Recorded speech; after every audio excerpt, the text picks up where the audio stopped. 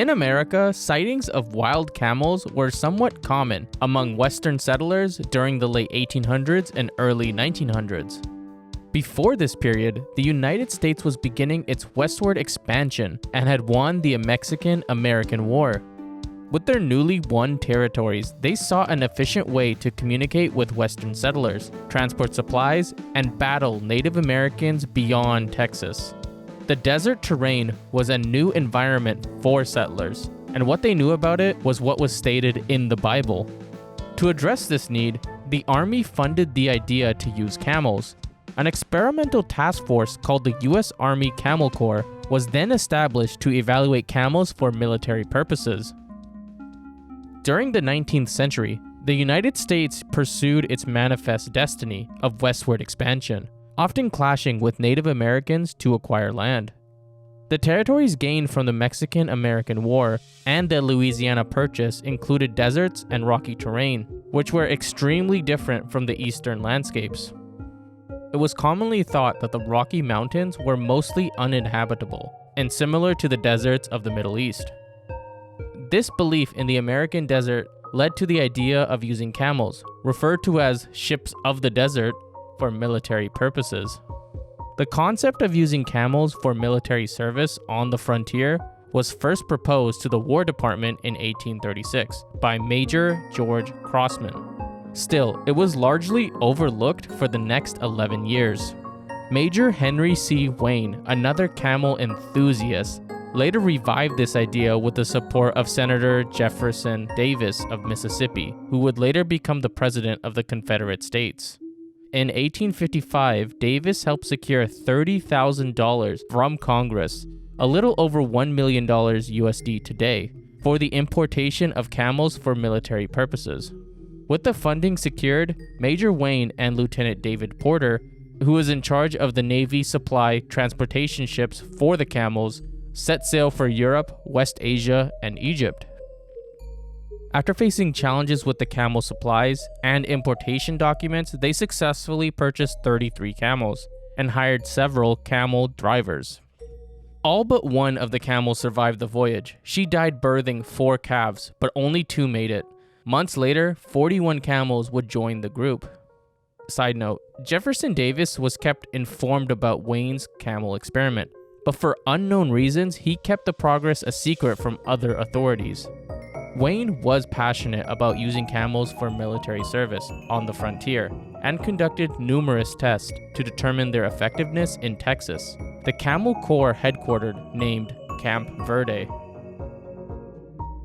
Most of the tests involved comparing camels to the commonly used mules for transporting supplies to and from Camp Verde. The caravans of camels proved to be more efficient than mules. They could carry twice the load and travel faster through the dry, rugged terrain. Camels can go for days without water and forage on wild cacti along the way. The only downsides are their odor, and their sometimes difficult temperament or tendency to spit at people they do not like. Davis and Wayne were later reassigned following a change in the presidential administration in 1857. However, the camel experiment continued under Representative John Floyd, who assigned General Edward Beale to survey using the Camel Corps. Although he was skeptical about the camels, Beale was tasked with utilizing 25 of now 70 camels to survey Western lands, in response to a petition for a permanent roadway that would connect the Eastern territories with those in the West. The camels proved to be invaluable during his survey expeditions, as they could carry several hundred pounds of supplies, swim, and travel longer distances. Despite orders to return the 25 camels to Camp Verde, Beale took them to his business partner's ranch in California and used them for hauling freight. They even employed the camels in their personal conflict against the native Mojave Indians. This fight was unrelated to the U.S. Army. The following year, Beale was assigned another surveying expedition with another 25 camels from Camp Verde. After a year, Beale wrote a report detailing his successful journey to Floyd.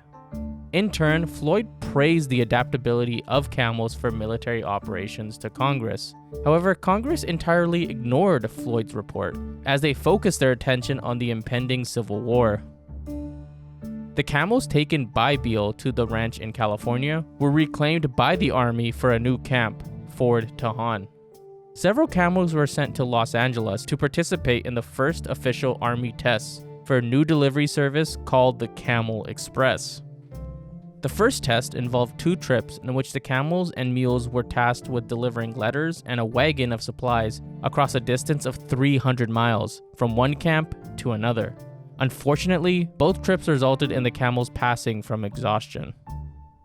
The second test, which began as a disorganized surveying expedition, proved to be more successful. In this case, the camels safely led the surviving members of the expedition back to safety. However, the Civil War halted the camel experiment, and a civilian militia took over Camp Verde. The remaining camels were mistreated, and some suffered greatly at the hands of their captors. After the war, the government was unsure what to do with the remaining camels. They were often relocated from one camp to another. Some people recommended using them for mail delivery, but the idea never came about. Imagine your mail being delivered by camels. Anyways, due to their high expense and growing population, the camels were auctioned off. Deemed a failure, this marked the end of the US Camel Corps. Some camels ended up in circuses as rides for children, while others were sent to ranches and used as pack animals in mines. Eventually, some camels were released to roam the western plains as wild animals. Some people claim to have seen them as far away as Canada. The last of the original army camels was named Topsy. They reported to have died in April 1934 at Griffith Park in Los Angeles at the age of 80. However, sightings of wild camels continued for decades after her death. This was definitely a bizarre topic to research, and it was kind of cool to learn what the US Army was using on their western expansion. I guess it did make kind of sense, but it got a little messy at the end of it. What do you guys think of this video? Let me know in the comments below. As always, I would greatly appreciate it if you could like and subscribe. To learn more about this weird experiment, I have sources in the description below. I hope you enjoyed this video, and I would like to thank you for watching.